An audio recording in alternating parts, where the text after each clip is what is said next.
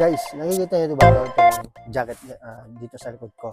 So, yan ang tinatawag nilang legendary jacket. Kasi, yan ay ang huling susuotin mo pag paalis ka na ng Pilipinas. So, ibibigay nila yan sa inyo para isuot nyo yan pagdating sa airport ng nasa Manila sa NAIA, papunta dito sa South Korea. Kaya naman yan yung laging gustong masuot ng mga kababayan natin.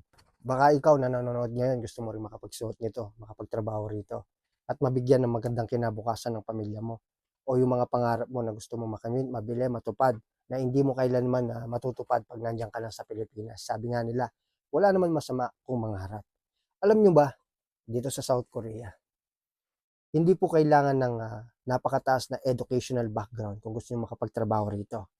Unlike sa ibang bansa, napakataas ng inihingi ng mga requirements, yung mga natapos mo, yung mga pinagtrabahuhan mo, ibig sabihin yung educational background, working experience, skill ka ba o hindi. So, etong South Korea, baka ito yung para sa'yo, na hindi mo kailangan ng college graduate o high school graduate, kahit elementary graduate ka nga lang, o kaya naman kahit hindi ka pa nakapag-graduate ng elementary, pero malabo na yun kasi alam ko, hindi ka na matututong magbasa, magbilang kung hindi ka nakatapos ng elementary. So, gusto nyo bang malaman kung paano? So, panoorin nyo lang itong video to hanggang matapos. Alam ko guys, ramdam ko po ang kahirapan sa Pilipinas, sa bansa natin. Kaya naman napakaraming naiengganyo na makapagtrabaho rito sa South Korea.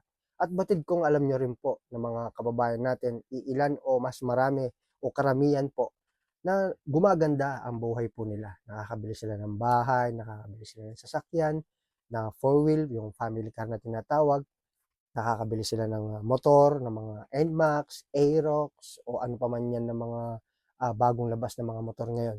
So, alam ko, isa ka rin sa mga nakatingin sa tuwing may makakakita kang bagong sasakyan o mga kaibigan mo na nakakapundar. At especially, siyempre, pag alam mong galing ng Korea, nakakapagpatayo kagad sila ng bahay, nakakabili sila ng lupa. Kung wala ka pang bahay, bagong mag-asawa ka lang kayo, o kaya naman nakikitira lang kayo sa kamag-anak po ninyo.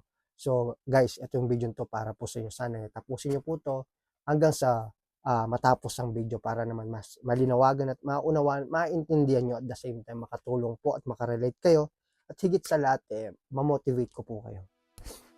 So guys, sa panahon ngayon, napaka-importante ng edukasyon dahil marami sa atin na hindi nakapagtapos ng pag-aaral gawa ng kakulangan o yung tinatawag natin talagang hindi kaya ng budget natin o yung financial. Kaya mas marami sa atin na hindi na pinagpapatuloy na tapusin yung pag-aaral kahit na ang ganda ng nasimulan natin. Kasi wala tayong guarantee, assurance na matatapos ka. And then tapos pagtapos mo, mag-a-apply ka sa Pilipinas, yung literal na nahugalyan natin o yung literal na normal na nangyayari, nakasanayan na napakahirap ng baguhin. Yung kukuha ka ng experience na mag-a-apply ka, kaya nga nag-a-apply ka para makakuha ka ng experience, pero kinukuha nila yung mga may experience, hindi ba? Tapos yung iba naman, magre-requirements ka, na nakikita naman natin to sa Facebook, sa mga social media. Kukuha ka ng ID dahil kailangan ng ID, valid ID ng kumpanya na pagtatrabahuan mo. Kukuha ka ng ID para magkaroon ka ng ID, hahanapan ka ng ID. Kaya alam niyo ba yon? Hindi natin maintindihan minsan ang takbo ng mundo, di ba? So wala tayong magagawa kundi yakapin yun. So ano ba yun? Kumbaga naisingit ko lang yun sa portion na to, sa video na to. So alam nyo guys, kagaya nyo rin ako, isa rin ako sa karamihan na nandito na pinagdaanan lahat ng mga hirap. Pero sinasabi ko sa inyo, walang imposible sa mundo. Alam ko hirap na hirap ka ngayon. Iniisip mo, gusto mong magumpisa, gusto mong simulan. Pero sadyang parang hinihila ka pababa ng pagkakataon gawa ng kulang ka sa suporta ng pamilya o walang naniniwala sa'yo. Tapos pangalawa, pera. Dahil alam natin pag nag-apply ka abroad, pera ang pinag-uusapan natin dyan.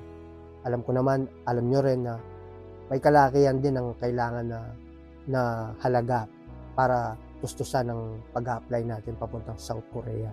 At alam ko rin na yung iba sa inyo, walang oras, kung nagtatrabaho ka, hindi mo kayang pagsabayin yung pagtatrabaho mo at pag-aaral mo ng Korean.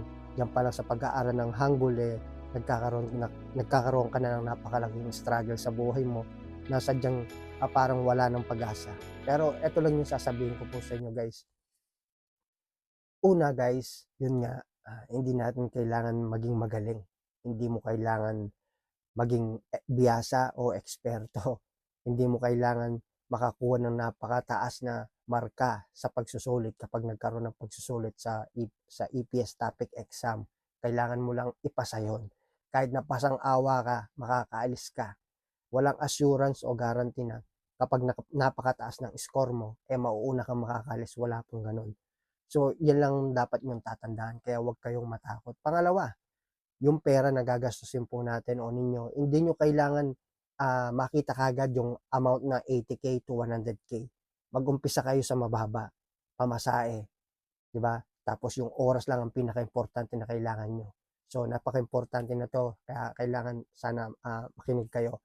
Ang umpisa o unang hakbang na gagawin mo pag mag-apply ka kay South Korea, kailangan mo lang magkaroon una ng passport. Kapag wala kang passport, hindi ka pwedeng magpa-register. Yung register na yon sa mismong araw ng registration na manggagaling sa website ni DMW, doon lamang po kayo makakapagpa-register doon sa link na ibababa po nila. Kaya sa mga nagtatanong, paano daw po mag-apply, kanino daw po mag-apply, wala pong saktong lugar o kung kanino na tao o ahensya ng gobyerno o agency na pwede kang makapag-apply kung isang EPS worker ang a-applyan mo. Mag-abang ka sa website ng DMW na dating POEA. So, time to time, dapat updated ka, nagche-check ka dahil nagpo-post sila dyan.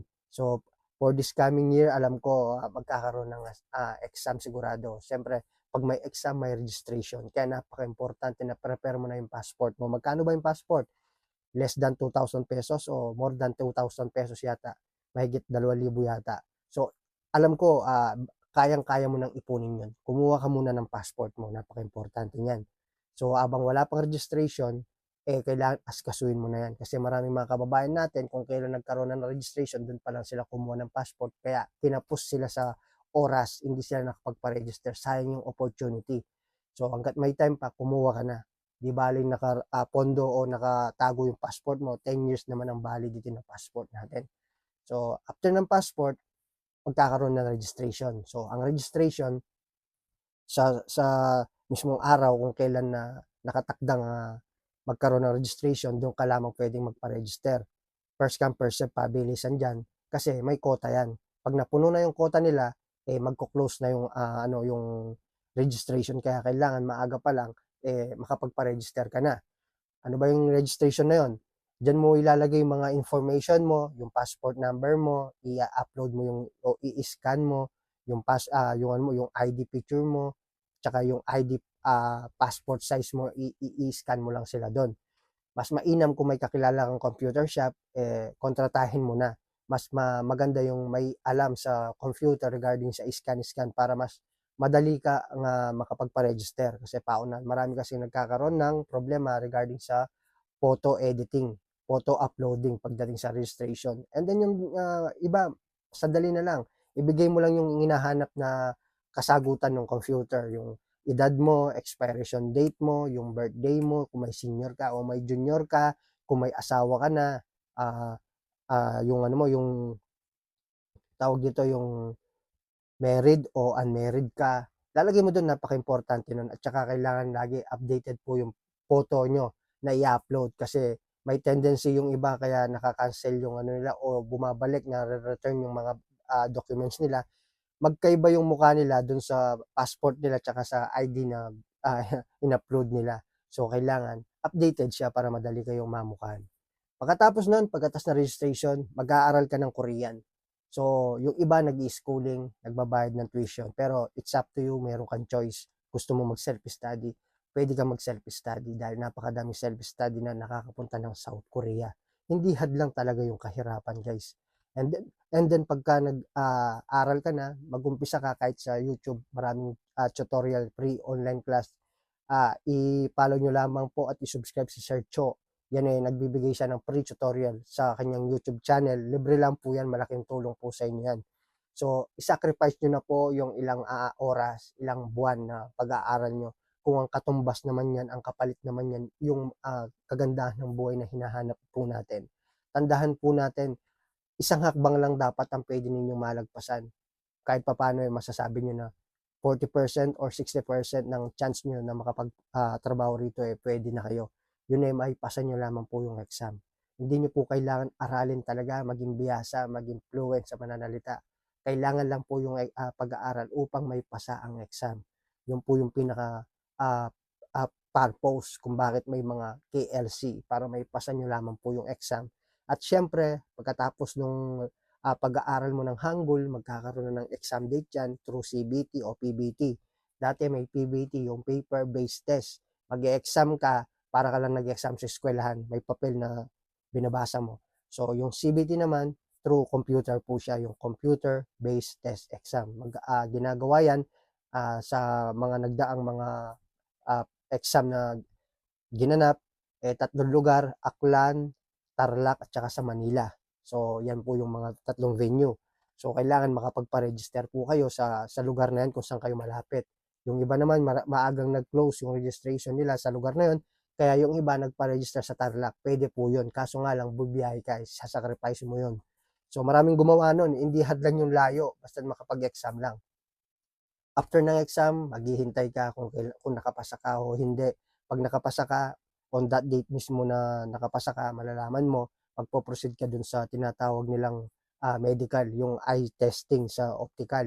Kung ano ka, colorblind ka, dun nila malalaman kung colorblind ka o hindi.